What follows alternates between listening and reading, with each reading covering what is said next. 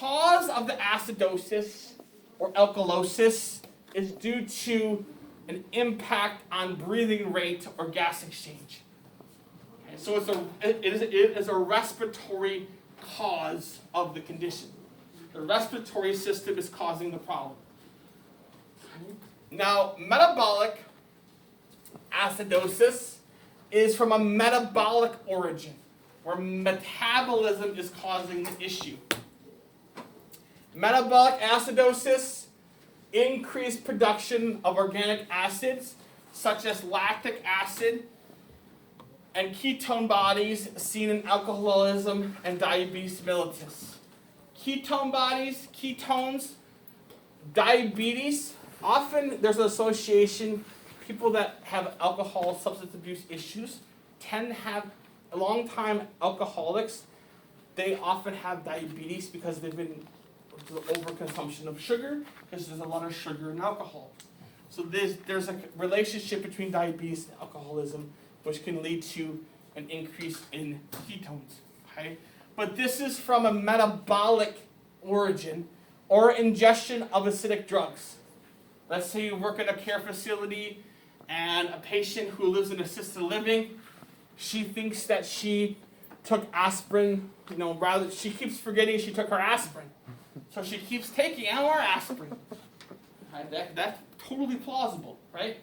And then by the end of the day, she's taking a whole bottle of aspirin. Oh boy. And that's too acidic. That's the acidity of the aspirin is going to disrupt the chemistry of the body and make her body too acidic, causing acidosis. Another issue that can cause, related to these metabolic conditions, are eating disorders. Okay? Eating disorders where too much loss of a basic molecule due to chronic diarrhea or laxative overuse. Okay? So let's say somebody has a disease like dysentery, like a tropical disease like dysentery. Not too common here, but other countries. We have chronic diarrhea, chronic dehydration. You're losing a lot of alkaline molecules from your digestive system. Less alkaline molecules in the body, the acid is going to dominate more. Laxative overuse. That can be a tactic for people with eating disorders, body image issues, those types of things where they might eat, but then they might take a whole bunch of laxatives afterwards to kind of get rid of what they ate. And overuse of laxatives, you're losing a lot of alkaline materials through your digestive system. Okay? The other side of the story is metabolic alkalosis, which is rare, relatively rare. This can result from overuse of bicarbonates. Let's say you have that same lady that forgets to take her meds, and she thinks that she took her Tums, but then she forgets she took her Tums.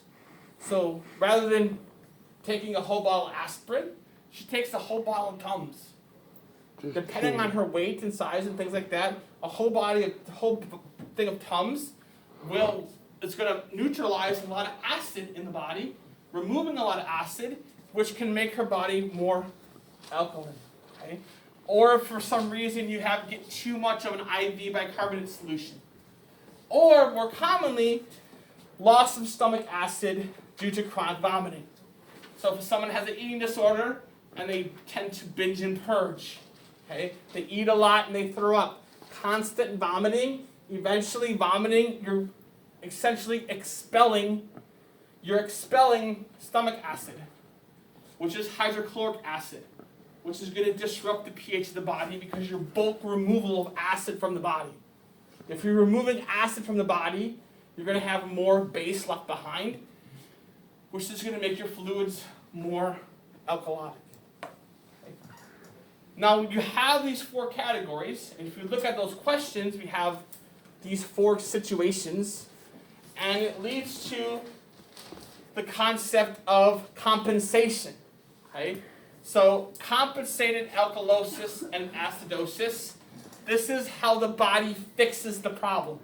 Compensation means counterbalance, or think of it as fixing or restoring homeostasis. So either the kidneys compensate for issues of respiratory origin, or the respiratory system compensates for pH imbalances of metabolic origin. Yes, the kidneys can help out with metabolic origin, but the respiratory system will kick in first. Okay?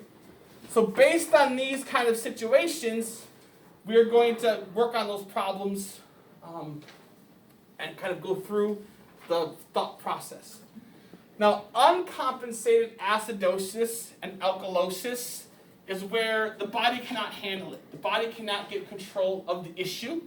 So a pH balance that the body cannot correct without clinical intervention. Okay?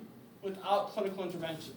Meaning that if you're hyperventilating and you can't get it under control, or your breathing is so slow, or respiratory, you have emphysema, and you're not exhaling the way you should, you're going to need clinical intervention to get that pH under control. Respiratory compensation, changes in breathing rate. So breathing rate, gas exchange, is going to help regulate pH as we drew on the board here. Okay.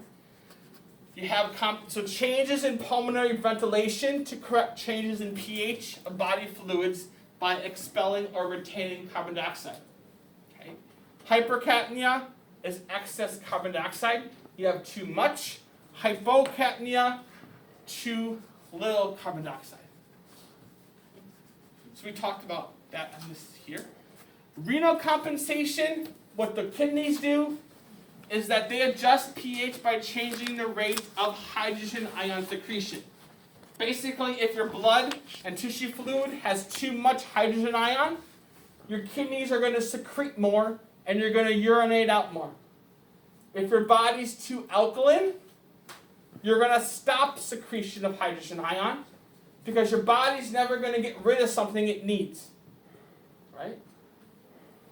So it's going to control it because you have either the release, or it's either going to release or not release hydrogen ions within the urine. Okay?